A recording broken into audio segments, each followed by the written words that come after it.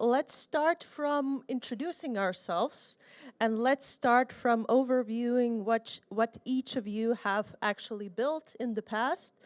Fabio, EssilorLuxottica is the world's largest eyewear company.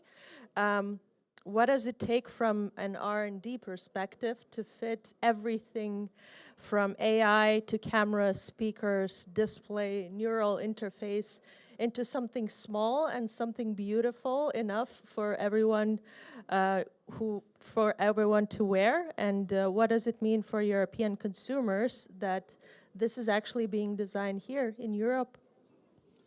Okay, let me start with the end. Let's say our company, EssilorLuxottica, is founded, let's say, in Italy and France, and this is the root of Europe. Two of the founding member of the European Union, and this is very important for us, maintaining, let's say, our root here in Europe.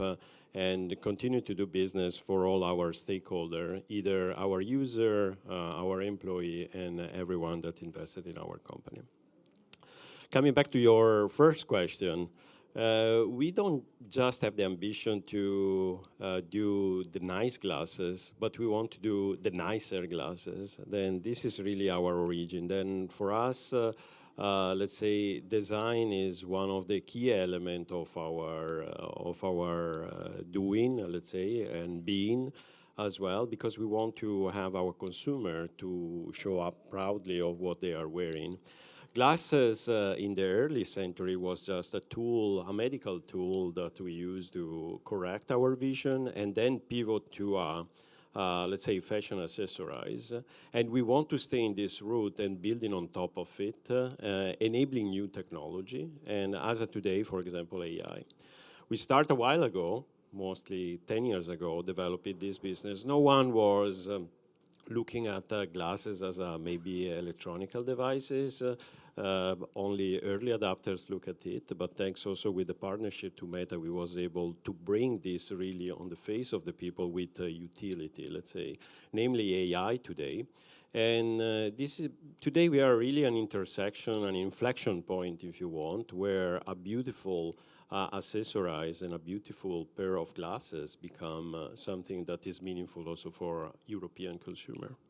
Sometimes your company is said to have the potential of being what Samsung is to Korea. Your company could be something similar to Europe. But do you actually feel the support from European policymakers, both at home and on a European level? Is the industry, the wearables industry, recognized as the strategic one, in your opinion? Yeah, let's say maybe this question is made by two parts. We receive a lot of listening from our own country, Italy, France, also from the European Union.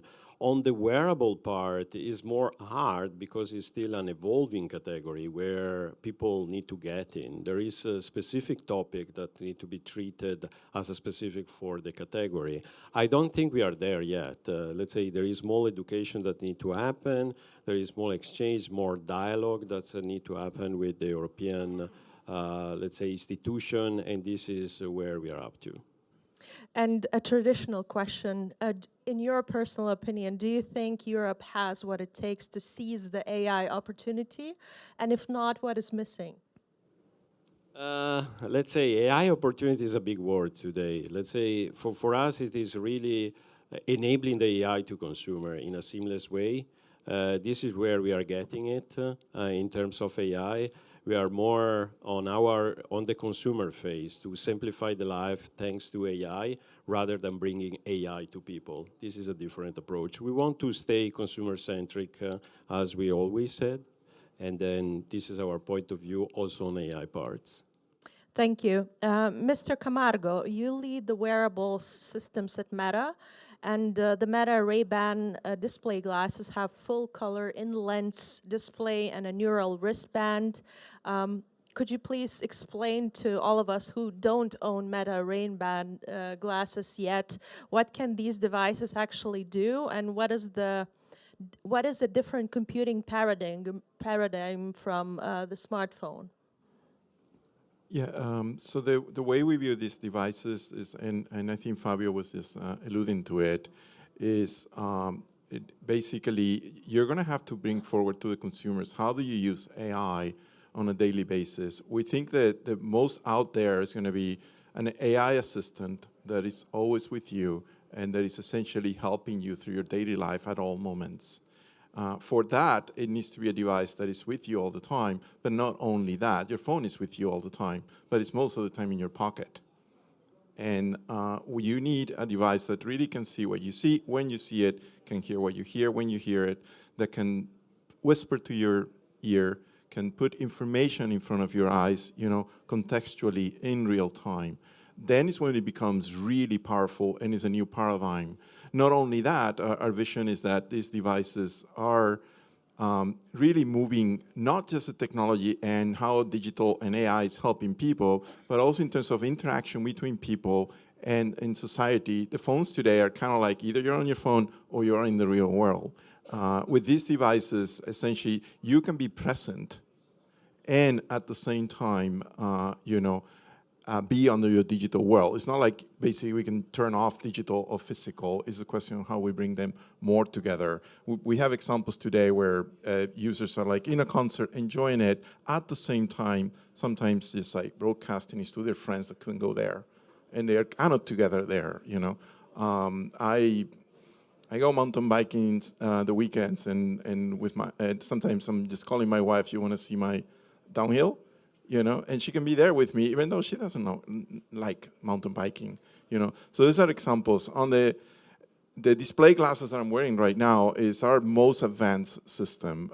We launched glasses where we've been very successful with, camera, speakers, where you can basically connect, like the examples I just gave you as an example. With the display, you basically move it to the next level because essentially you have a high bandwidth output to the user and it's basically in your senses.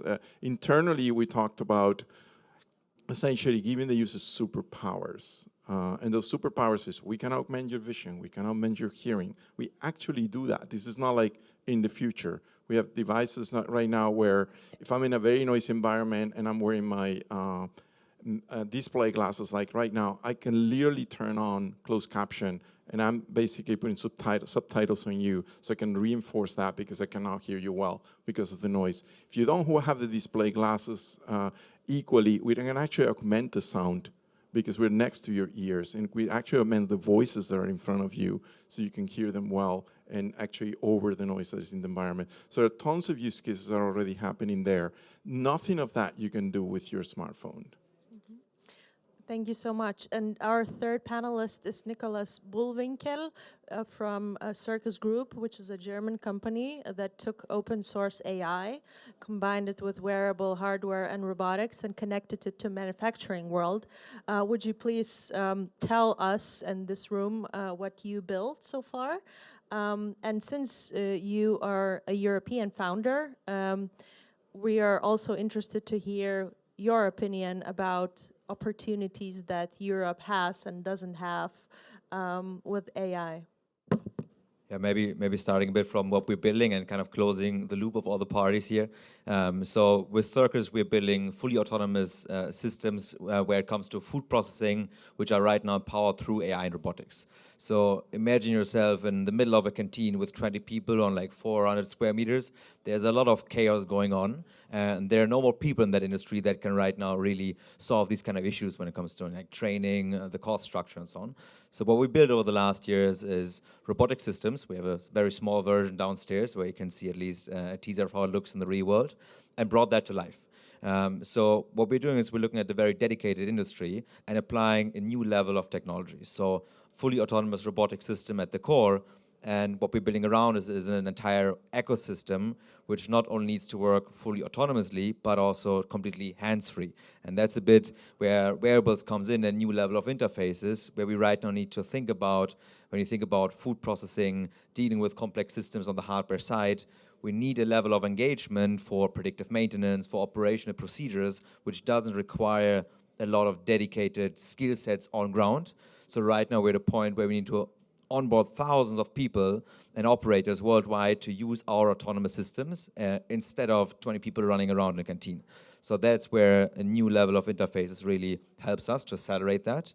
And it's a technology that is right now like already running, right? You can walk into supermarkets, you can walk into spaces if you want to, into barracks from the German Armed Forces, right? Different kind of cases where our technology is already in use, and glasses are supporting that, that daily business basically. As I think one of the very first cases where we applied that into an industry use case, I think globally even.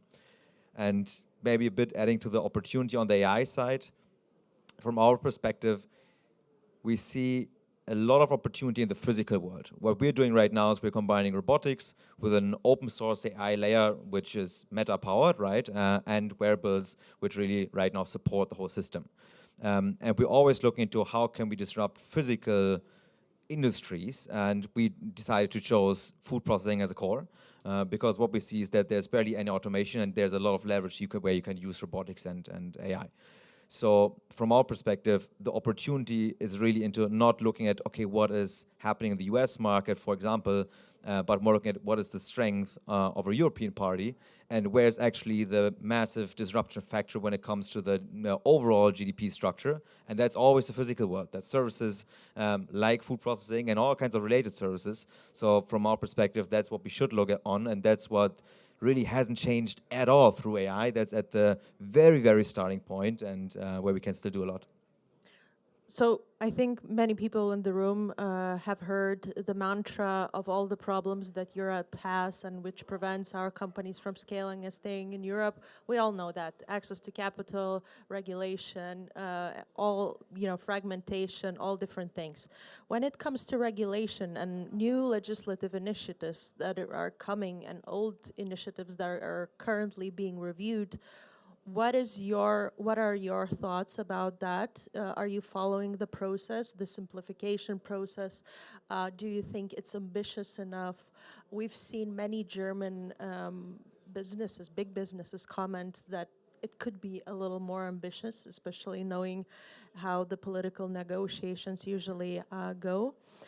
So what are your comments? You face not just one regulation, you also face the AI Act, the batteries regulation, different data rules, product safety. What are your comments? Do you feel as a European founder that regulations are actually stopping you from scaling more and they're switching your attention to compliance rather than something else? Or do you see opportunities with the new simplification process as well? No, 100%. I think it's always, at the very end, there's two elements, right? So one element is speed. We're losing speed in the process of rolling out, of growing, of really building a globally leading position, a market position in a new market, which we want to dominate over the next years. And then it's always something that cuts into the consumer experience, right? So at the very end, more regulation lead to us needing to slow down because we need to adopt to certain new regulations or a different path. And that leads to a kind of minimal experience or like a reduced experience for the end consumer, or even a later access to a new product category. Like maybe a bit as a, like on the regulatory perspective. So we have the AI Act, we have everything on battery, we have everything on food hygiene, which comes on top of things, which is very beautiful regulatory setup, plus product safety, plus everything on data privacy. So there's a lot of parties and a lot of regulatory frameworks involved. I think the core problem here is that we're facing is that all these frameworks are not connected, and there's no party which is connecting them, and the parties don't talk to each other on a frequent basis from our situation or like how we feel about it. So what we want is a more centralized regulatory framework. Like regulation is not overall bad, it's just like when it sums up, there's this cumulative effect of us being slowed down by so many different forces that act on us at the same time. Thank you. Speaking of batteries regulation, Fabio, in less than a year, this regulation will require all portable batteries and wearable devices to be removable and replaceable, which does sound sustainable and very consumer friendly, but you're designing products right now that need to be small enough to wear on a person's face, light enough for potentially all-day use and powerful enough to run AI. What does that regulation mean for you? What does it mean for things that you can build? And how do you evaluate this in the context of other continents being slightly in front of the European Union in terms of different tech products and services? Yeah, you touch almost a lot of topic and all the point. Let's start first. We are pretty respectful of who create this regulation on batteries. Let's say the key principle, the sustainability and the ability to extend the life of the product was really meaningful for the user, and we respect in full. But then when we look at the timing, when this regulation was created, the smart eyewear was not there. Then people that regulate on battery replaceability didn't have the opportunity to speak with the one that create the glasses, because the glasses came later on. As I said before, the initial approach we took was to create eyewear with the technology inside, not bringing the technology in the face of the people. This is a totally different approach. For us, each single detail, minimal detail, is really the key, the essence of our product. This is the baseline.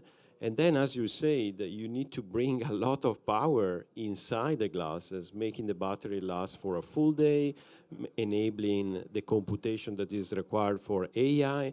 This is complexity on top of complexity. I was very proud of what we was able to realize, and downstairs you have seen glasses that is nice, and we are very proud of that. Now with this new regulation in place, we need to do a step back for the consumer. In some way, we need to rethink the process, the engineering process, in order to enable the replaceability. This is maybe a challenge as a development guys we can take, but then there is other thing that on the consumer side could be risky. For example, the safety. Replacing a battery is not so easy when the battery is so small. And then this had maybe safety reason on the end of the consumer. And then is it really the consumer able to replace such a small piece?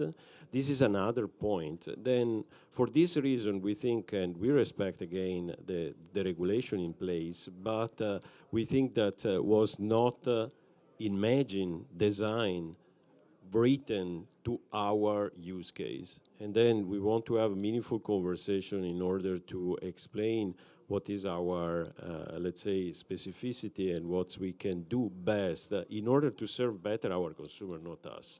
We are here to serve our consumer, both the regulation and the company. This is our point of view. Just a quick intervention from Meta. Mr. Camargo, do you agree? What are your thoughts about replaceable batteries and devices that are that small and the batteries are that small? Is it safe? Yeah, I completely agree with what Fabio is saying. You know, again, we totally are behind the intent of that regulation, and it was put in place and what it's trying to achieve. But like everything, there are also unintended consequences. You know, if I can maybe explain a bit what we're seeing. We're in market, so we're learning a lot together. And what are like the pain points we're seeing from users, you know, and where do we need to move this technology to really make it successful and be really the next generation of personal computing devices like the smartphones are today. For all the reasons I mentioned before, eyewear is definitely the best device right now for AI and much better than the phone. There are two pain points we have today. One is ergonomics, weight. People want them lighter. It makes sense, isn't it? Two is battery life. They want them to last longer. I would say a third one, which we've done really well, Luxottica has been fantastic on that, which is your face is your identity. It's not just a question of fashion. Mm-hmm. It's a question of really your identity. And we need to provide really not just amazing designs instead of style, but also amazing designs instead of that variety, so you can choose something and you're not accessorizing, you're really expressing yourself with it. So that's the other part that we've been working. You see we have like tens of SKUs right now, and it's just the beginning.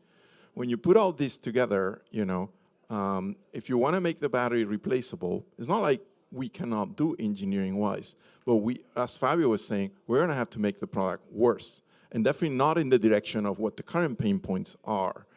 If we need to give access to the battery, first we need to protect that battery, so we're talking about safety. That basically adds materials that is not more battery, is essentially more weight, but not more powerful things there, like an outrun longer battery, or if I want to keep the current dimensions, I make the battery smaller, which means that the battery life is going to go down,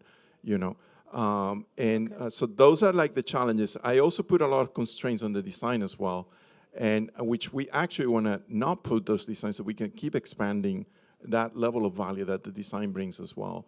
So we think that the regulation needs to be honestly rethought when it comes to this class of devices. And it's not just these glasses. If you look at other wearables, what European companies are leading, like health devices, like smart rings and stuff like that, has the same challenges. I want to interrupt you slightly.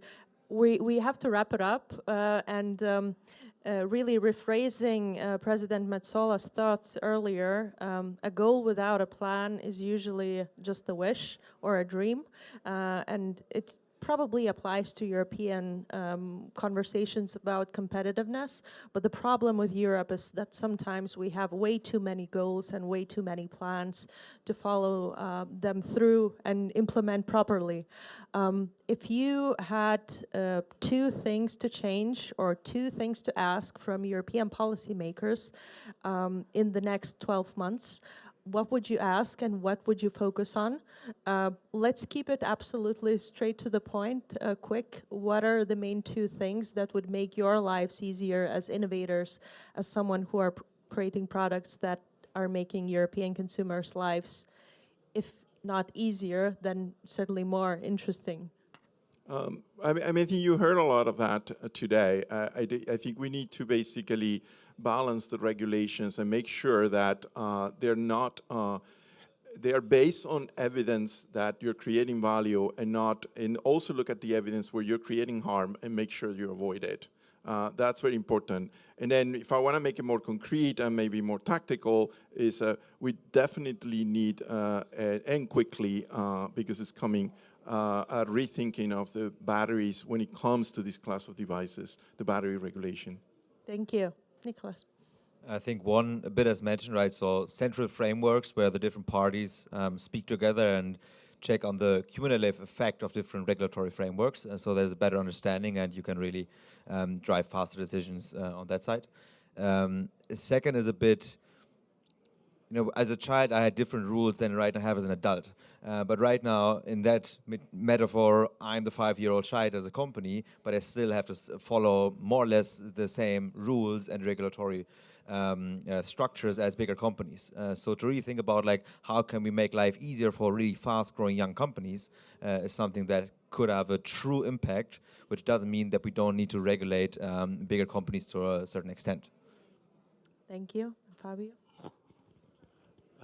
Going straight to the point for us is reevaluate what is the current regulation on battery to fit more what is our specificity in terms of smart eyewear. Meanwhile, for the long terms, we are fully available to work together to make the best for our category, the glasses, for the consumer, and for everyone. We really want to have this open dialogue. We don't want to close short, but really in the short time, we still need to have some time for the technology to evolve to make what was the inspiration of the battery regulation.